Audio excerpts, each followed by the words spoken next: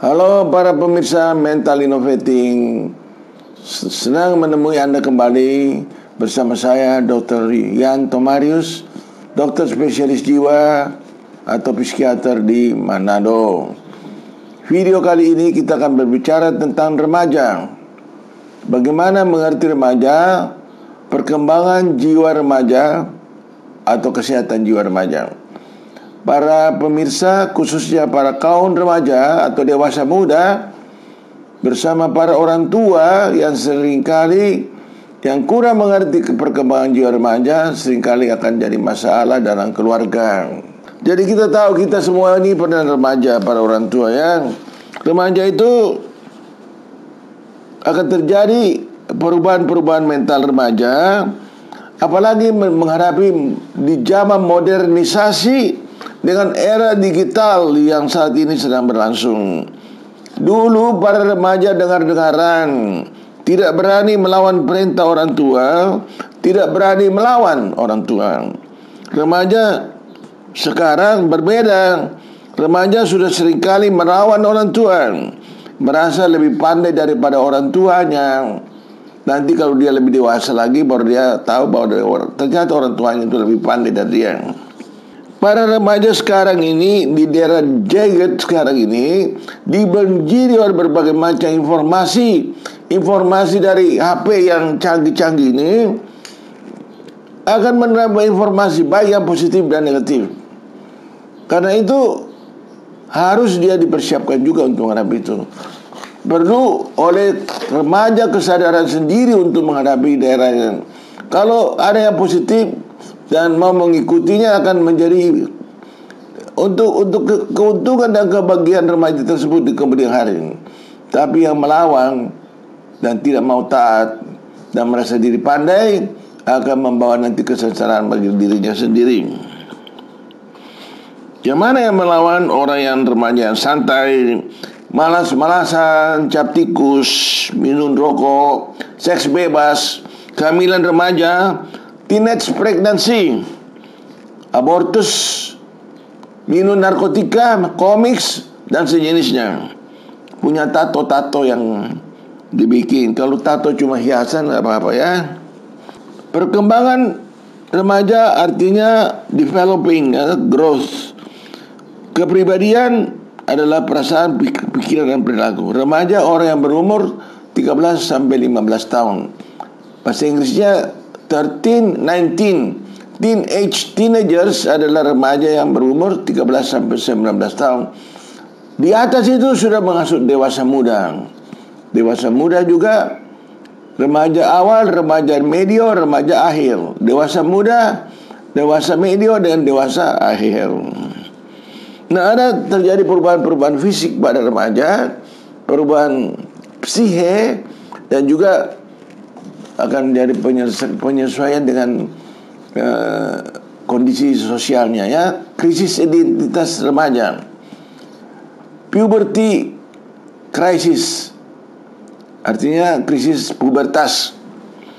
Pada remaja mengalami masa pancaroba dari arah dewa anak ke dewasa. Biasalah pancaroba terjadi goncang-goncangan. Dalam bahasa Inggris kita sebut standard and stormy period, periode guntur dan badai. Perubahan fisik apa yang terjadi? Terjadi terutama pada perubahan fisiknya, terutama kondisi seksualnya ya. Jadi ada perubahan seksual, alat-alat seksual primer dan sekunder. Haid telah datang pada wanita, buah dada sudah tumbuh, sikap feminin,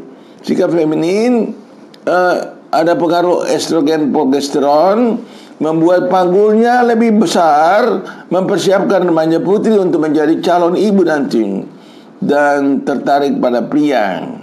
Sedangkan remaja pria adalah sudah mengalami mimpi basah, tulang-tulang dan ototnya berkembang sebagai sikat jantan, suaranya berat, bulu-bulu tertentu mulai tumbuh, tingkah laku maskulin, dan tertarik pada wanita oleh karena ada hormon testosteron.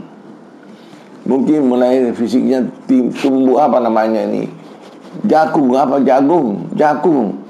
Ini tanda laki-laki ini ya. Sekarang bagaimana perasaan psikis dari remaja itu? Karena sekarang remaja akan sedang menemukan jati dirinya, merupakan jati diri siapa aku sebenarnya. Karena itu dia akan mudah sensitif, mudah sedih, mudah senang, silih berganti. Kali-kali sangat percaya diri, optimis. Namun menghadapi sedikit gejolak dia menjadi pesimis. Ya, saya sudah bantu beberapa remaja bercita-cita untuk jadi pengusaha, jadi apa, tapi karena remaja itu terlalu santai, hidupnya enak, apa yang dibantu itu tidak ada hasilnya. Mudah terpengaruh, banyak berhayal dan melamun, mudah tersinggung, mudah marah dan lain-lainnya.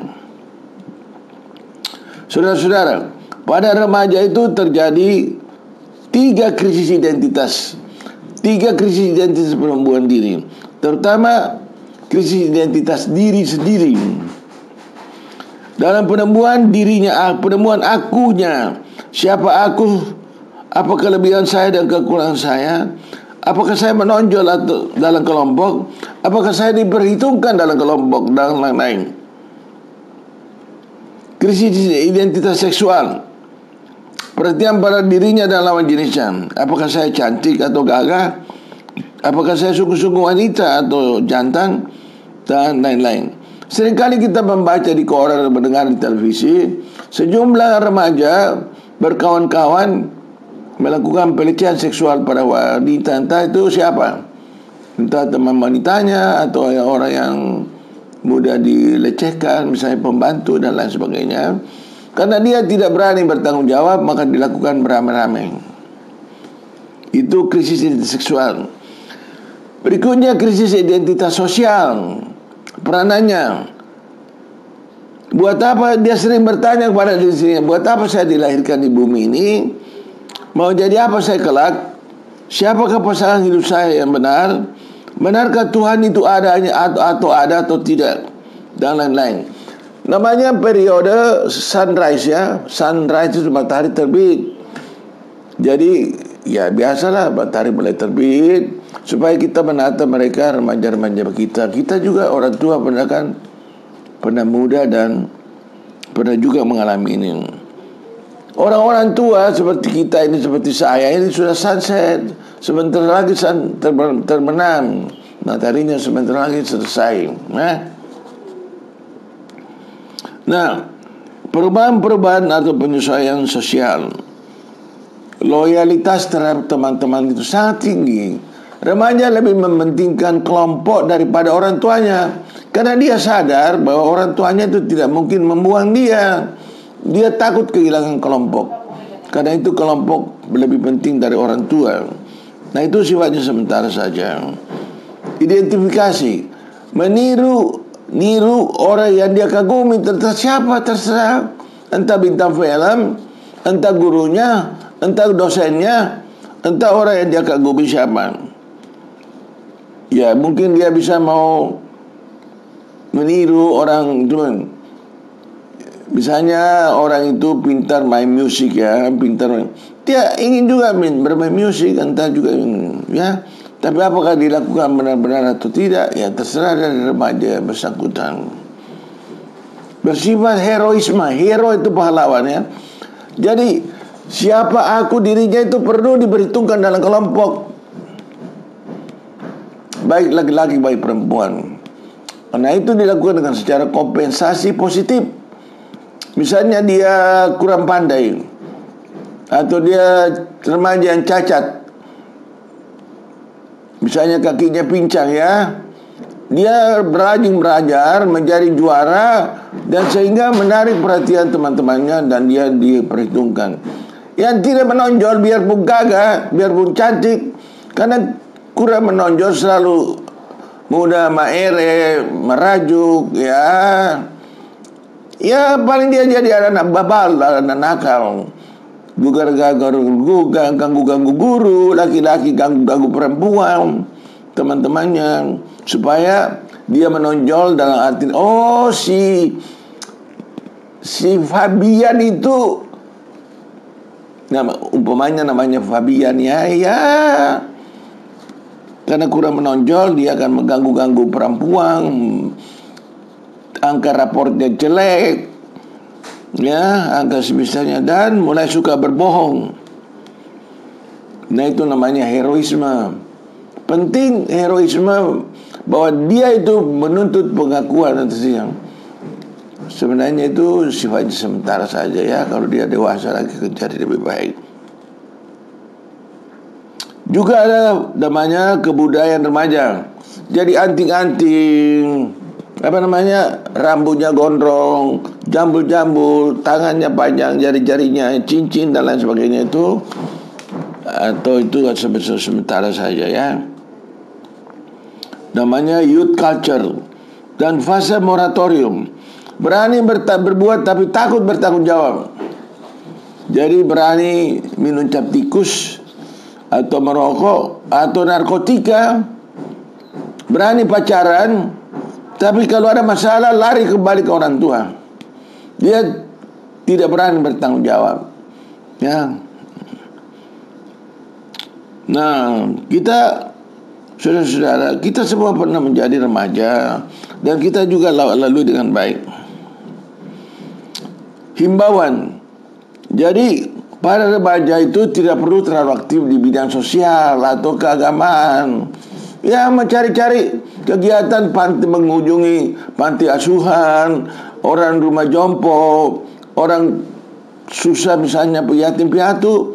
Kalau itu sifatnya sementara aja, atau mencari dana gereja atau masjid dan lain sebagainya, kalau dilakukan ala kadarnya saja, tidak apa-apa.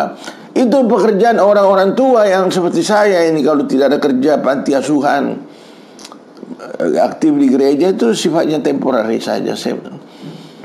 Tugas utama remaja adalah belajar sungguh-sungguh, secepatnya belajar menguasai sebanyak mungkin pengetahuan. Bukan mengunjungi panti jompo, rumah yatim piatu, atau orang buta dan lain sebagainya. Itu kalau dilakukan sementara, atau mencari dana untuk sumbangan rumah ibadah, itu sementara, tidak apa-apa. Tapi kalau itu diutamakan, itu salah. Karena tugas utama mempersiapkan diri. Para remaja putri, jangan borok. Harus belajar sungguh-sungguh supaya hidup kamu bisa mandiri, terlepas dari kau punya calon suami nanti. Kalau calon suami kamu itu brengsek, ya, kalau kamu hidup dari gajinya atau penghasilannya, kamu juga konyol nanti darinya. Sudah punya anak 1-2, ya tinggal meratapi nasib saja. Jadi remaja putri harus mempersiapkan diri. Tapi banyak sekarang yang sudah mau jadi sarjana, atau bahkan sudah sarjana, masih seperti remaja. Dia enak di remaja, semua dilayani dengan baik. Karena itu orang tua sering tidak mau mengecewakan putra-putrinya, sehingga melayani dia dengan memberikan apa yang dia perlukan. Nah, itu perlu pembekalan diri, ya. Bahasa Inggris perlu dikuasai, teknologi perlu dikuasai, bahasa-bahasa lain perlu. Karena kita tahu Cina sekarang dan Korea akan HP Digit itu, Huawei, itu ada lagi yang baru saya tadi malam saya Bido atau apa itu harus. Jadi stoplah bersantai-santai, membuang waktu sia-sia. Karena kalau kamu membuang waktu, akan menjadi sengsara di belakang hari. Karena perubahan setiap detik akan terjadi perubahan. Jadi tenaga ekstra, karena dorongan seksual itu pada remaja putra khususnya tinggi sekali. Kalau putri itu nanti menjadi 25 tahun. Karena itu dorongan seksual yang tinggi disalurkan, disublimasi kepada kegiatan-kegiatan yang positif. Olahraga, musik, organisasi, kesenian, sastra, cita-cita dan lain sebagainya, ya. Jadi perubahan semua ini kan dilakukan remaja, mahasiswa. Jadi remaja itu selalu menginginkan perubahan yang berbeda. Remaja borok dan malas saja tidak menginginkan perubahan. Tetap tidur sampai jam 12 siang, makan siang selesai, begadang, begundal, tidak belajar dengan baik. Akibatnya nanti sengsara kemudian hari, dan mulai mempersalahkan orang tua, padahal salah diri sendiri. Bung Karno pernah berkata, "Hai kaum muda, walaupun kakimu menginjak di bumi, tapi cita-citamu setinggi bintang-bintang di langit." Ya, hadapilah masa depan dengan penuh pengharapan. Percayalah bahwa Tuhan akan mempunyai rencana hidup pada kalian untuk mencapai cita-cita kalian, tentu dengan kerja dan upaya keras. Tidak ada yang santai-santai yang berhasil. Orang yang santai-santai ya biasa-biasa saja nanti, malah cenderung menjadi sengsara. Tapi jangan lupa tentulah ora et labora. Kesehatan jiwa remaja semoga mempunyai manfaat bagi saudara kalian. Dengan himbauan kepada para kaum remaja dan dewasa muda. Dewasa muda itu sudah punya pasangan tetap, sudah mulai pekerjaan yang sudah mulai mencita-citakan punya keluarga, punya keilmuan, mulai bekerja, punya mungkin sudah punya rumah, punya penghasilan tetap, punya mobil dan lain sebagainya. Itu baik-baik saja. Tapi jangan lupa, buah tak jatuhnya tidak jauh dari pohonnya. Jadi kalau remajanya konyol, ya orang tuanya juga konyol itu. Kalau pola didik itu ditiru dari orang tua. Ya, saya kira cukup sekian. Nanti ke depan saya akan membicarakan mengenai pola asuh. Pola asuh adalah keras, tegas, keras. Misalnya kasar, tegas, kasar tidak tegas, lembut, tegas, lembut tidak tegas. Nanti mempunyai dampak kejiwaan juga di kemudian hari. Saya kira demikianlah saudara-saudara dan para ibu, bapak dan sekalian.